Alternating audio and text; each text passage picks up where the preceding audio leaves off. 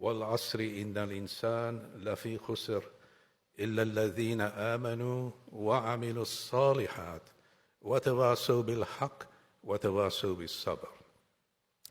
It was Imam Shafi who once said that if there was no further revelation, then these 3 verses would suffice to give you the depth of its meaning and its relevancy for the problems that we are witnessing today throughout the world. Allah Almighty says, just to quickly retrace, وَالْعَصْرِ إِنَّ الْإِنسَانَ, by the token of time, man is at a loss. It is a time of the day when the sun is setting. It is a time of the day when your shadow is longer than your height. It is a time of the day when businessmen are closing.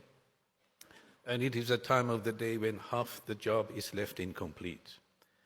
But Allah Almighty does not leave us in a state of doom, because 2 things. One, your time is fixed.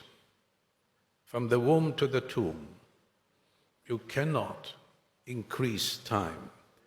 1 second is gone, neither the goal of the entire world will bring that 1 second back. So that's fixed. 2, you will not know when your time is up. In Surah al-Luqman, Allah holds back 5 things that man shall never know. إِنَّ اللَّهَ عِنْدَهُ عِلْمُ السَّاعَةِ وَيُنَزِّلُ الْغَيْثَ وَيَعْلَمُ مَا فِي الْأَرْحَامِ وَمَا تَدْرِي نَفْسٌ مَاذَا تَكْسِبُ غَدًا وَمَا تَدْرِي نَفْسٌ بِأَيِّ أَرْضٍ تَمُوتُ إِنَّ اللَّهَ عَلِيمٌ خَبِيرٌ. So you will never know when you will die, and you shall never know where you will die. We may be seated here, but nobody knows whether it is 1 second or 2 or 5 or 10. With this in mind, should we find ourselves in a state of doom? Should we find ourselves in a state of despair? No. Because Allah says, except إِلَّا الَّذِينَ آمَنُوا, except those who believe, and وَعَمِلُوا الصَّالِحَاتِ, and who do good deeds. Here is the secret that unfolds. Because whilst you cannot increase time and you cannot shrink it, but you can use it positively in the performance of good deeds. For those who believe and accept the reality of these 2 facts, that you shall not know when your time is up, nor shall you know its duration, then it starts making sense. وَعَمِلُوا الصَّالِحَاتِ, what are those good deeds? Now, how do we unfold this secret? A good deed is that which earns Allah's pleasure. It is everything and anything, from smiling to somebody or a conductor, or standing in a straight line, ensuring adab and courtesy, to feeding the poor, the orphan and the destitute. It's everything and anything that earns Allah's pleasure. There's a British experiment, a research that was done in 2013, where they sent a questionnaire to 4.5 million small, medium enterprises. And the question was, what would you do with 10% of the time you saved? And 900,000 CEOs responded. And 70% of that 900,000 said that we would put 10% of the time we saved back into the business. So they took their theoretical model and pumped it into the computer, and they found that the savings of 10% will increase the revenue of that business by 20 and 50%. And then they put that into the computer model and came up with a figure that just by saving constructively the time of 10% will contribute to 300 billion British pounds to the British economy and would almost wipe out unemployment. So if that's the case, then what is the secret? And this is where وَعَمِلُوا الصَّالِحَاتِ comes in, that when a person recognizes his weakness, and he in turn implicitly recognizes the strength of another person. All of us have some work that we do we don't like doing. We don't enjoy it. But there's someone who can do this, he enjoys this. So a businessman or a person in position of responsibility, if he delegates what he doesn't like to someone who can do that better than him, in that delegation he saves his time to do something better. What we're seeing is a person recognizing his weakness first. That I can't do this, this man can do this better than me, and in this particular way, with his akhlaq and character, the delegation of responsibility in the boardroom or in the mosque, in the trust board, in society, in organizations, you find a restructuring where people who can do things better are given the freedom to do it, and you're producing excellence. In this way, that person who recognizes his weakness is humble. He respects the strength of that person, even if he's a tea boy or a gardener, and he's creating what I call transformational leadership. This is the Sahabas.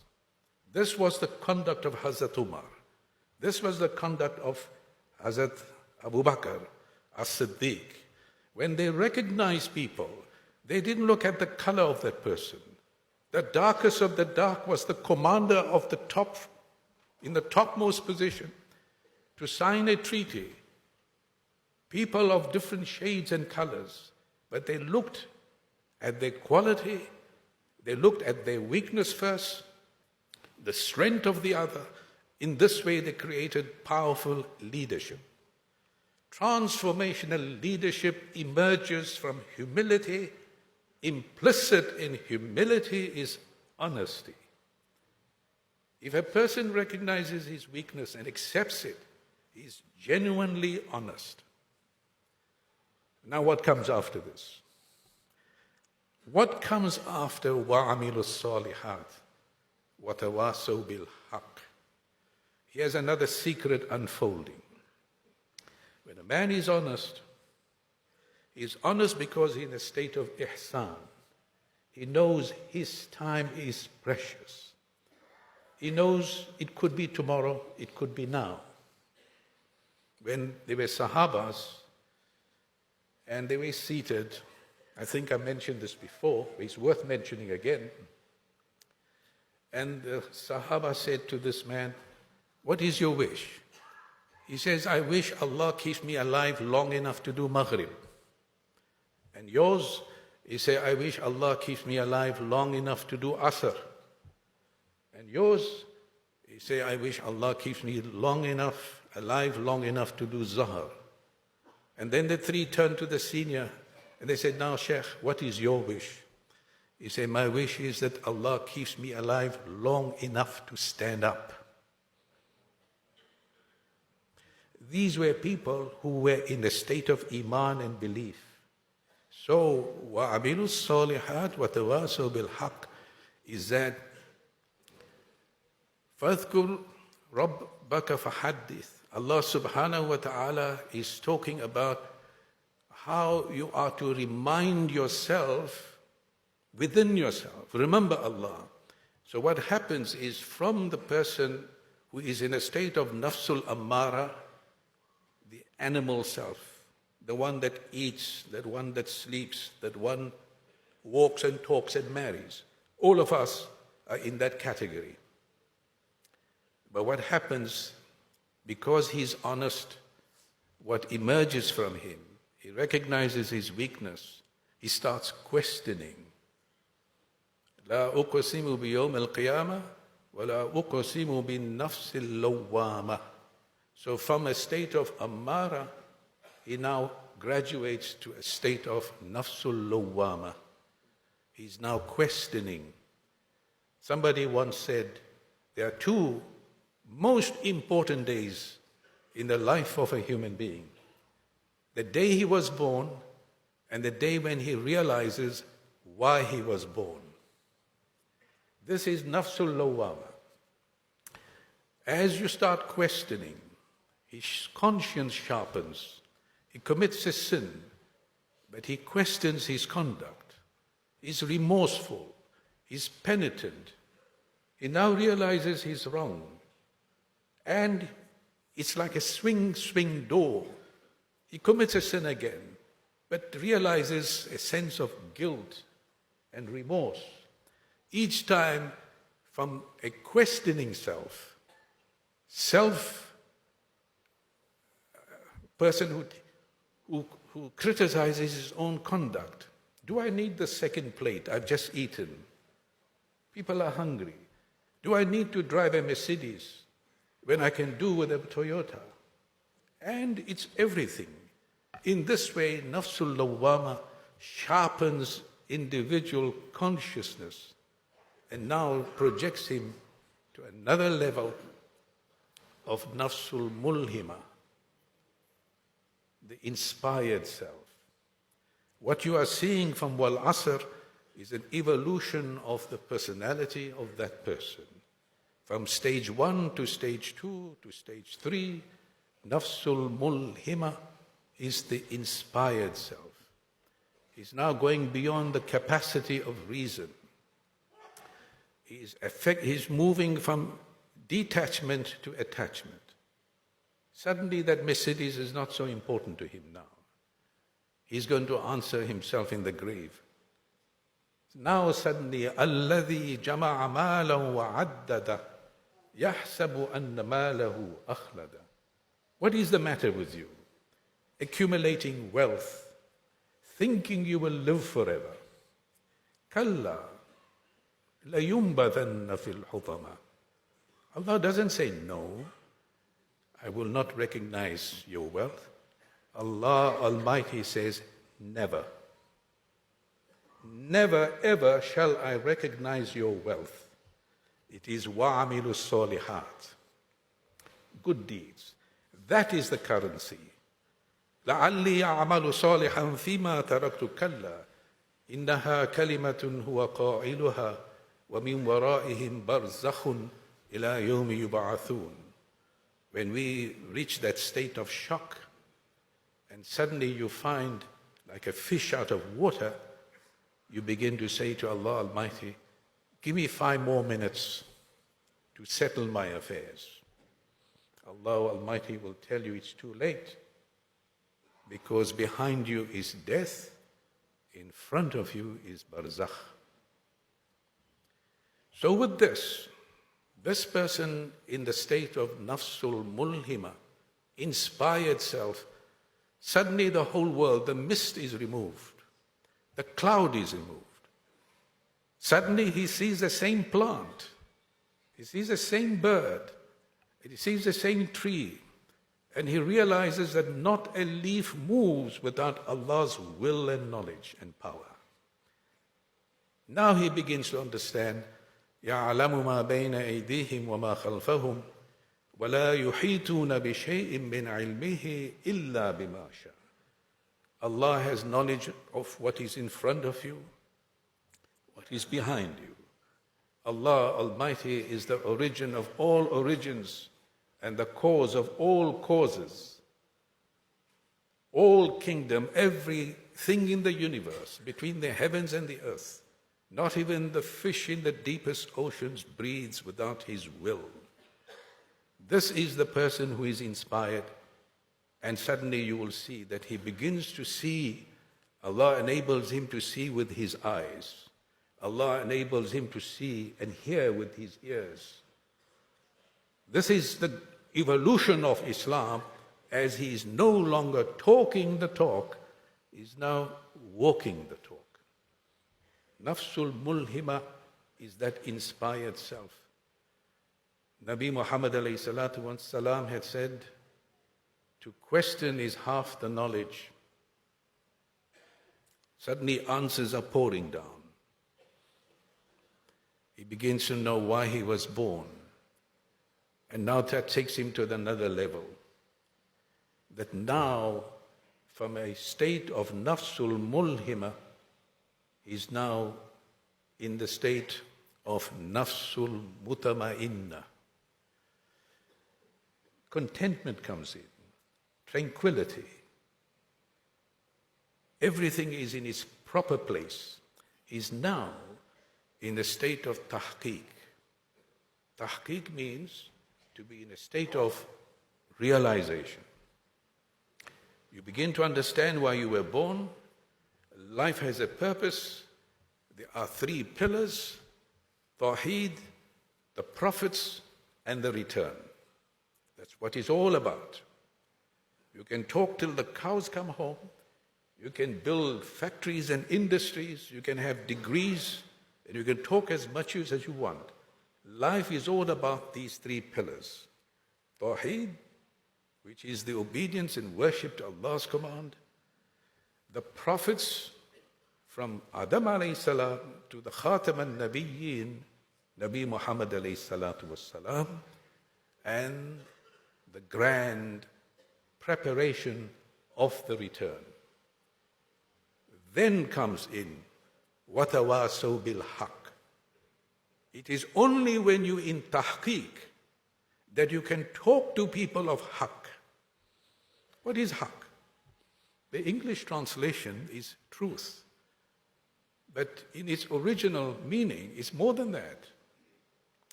It is what is appropriate, what is just, what is equitable. So everywhere that you conduct yourself, the conduct must be just in that circumstances. It must be appropriate. And that is what you're going to be enjoying to people. وَتَوَاسَوْا بِالْحَقِّ. Hadith of Nabi Muhammad alayhi salatu wassalam, that your ruh has a haqq against you. Your Rabb has a haqq against you.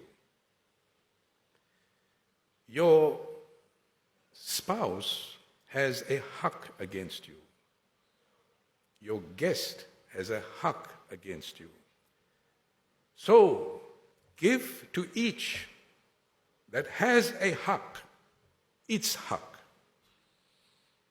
So when you talk about وَتَوَاسَوْا بِالْحَقِّ, this is what it means. Justice, the rights of that person, respect the rights. Respect the people that are standing in the queue, whether it's in the bank or in the bus. Respect the elder. Respect your word. Respect the promise that you gave. That's what it is.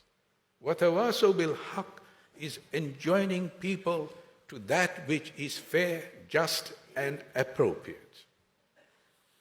So you are moving from one level, which is mutama'inna, to another level that pleases Allah Almighty, and that is nafsul radiyah. Allah Almighty is pleased with you. That's the fifth level. When Allah is pleased with you, He's opening more and more doors for you. What are those doors? Is nafsul mardiyah, sixth level, and that is when creation is pleased with you. Society is pleased with you. And in this is you get the great personalities that we have read in history, and some of them still living today, of attaining that level where Allah Almighty is pleased with them and creation is pleased with them. Nafsul mardiyya. Jazauhum inda rabbihim jannatu adnin tajri min tahti al-anharu khalidina fiha abada. Radiyallahu anhum wa radu an. Allah is pleased with them and they are pleased with Him. ذَلِكَ لِمَنْ خَشِيَ رَبَّهُ. These are the ones that have the sweetness of paradise, the sweetness of the akhirah, that Allah Almighty rewards them. And finally comes the last stage, which if you are lucky, Allah Almighty gives you that time, if you use it, nafsul kamila, the perfect self. All the prophets attain that status. That's why they were chosen as messengers, because they attain the status of the perfect self. So when you look at these 3 verses, we come to the last one, وَتَوَاسَوْا بِالصَّبْرِ. What is وَتَوَاسَوْا بِالصَّبْرِ? Is that you enjoin people to sabr. When you are in that state, you begin to see now that Allah created this universe in opposites. وَالضُّحَى وَاللَّيْلِ إِذَا سَجَى مَا وَدَّعَكَ رَبُّكَ وَمَا قَلَى. Allah has created the bright light of the morning and the darkness of the night. In the same way that you have health, you have illness. You have joy, you have sorrow. You have wealth, you have poverty. All of this, مَا وَدَّعَكَ رَبُّكَ وَمَا قَلَى. Allah Almighty never abandons you in either one. Because the test is sabr. You exercising sabr. That is the test. Sabr in what He has given you, without necessarily going into exaltation, and in the test of deprivation, sabr. So وَتَوَاسَوْا بِالْحَقِّ, وَتَوَاسَوْا بِالصَّبْرِ is a natural consequence of wal asri. So Allah Almighty starts with wal asr and ends with was sabr. Now you begin to see that the whole ecology of a very successful life is in these 3 verses. And we see today the abuse of wealth and time. There was a time when you communicated with pigeons and then with fast horses to save time, and then with mechanical means, and now with digital communication, where with Twitter, Instagram, Facebook, and you're communicating to millions of people in split of a second. If the researchers had said that you could save 10% of your time, it is fair to say today that you can save 70% of your time. But what are you doing with the 70%? Entertainment, useless communication, useless discussion, movies, YouTubes, and. Nobody is looking at that. By the time you finish with that, you're already 100, 200, 2,000 seconds gone closer to the grave. This is now abuse of wealth. Those that come up with this are super wealthy, but abusing it. As I've said to somebody this morning, and it's factually correct, there are 86 people, their names are known, who own the wealth of 3.5 billion people in the world, and abusing wealth. And then you have the abuse of time. So therefore, brothers, remember again when the wise man said there are 2 most important days in your life. One is when you were born, but the other one is why you were born. And the next time you read Surat al Asr, think about why Allah Almighty starts with Asr and why He ends with Sabr. Subhana rabbika rabbil izzati amma yasifun, wa salamun ala al-mursaleen, walhamdulillahi rabbil alameen.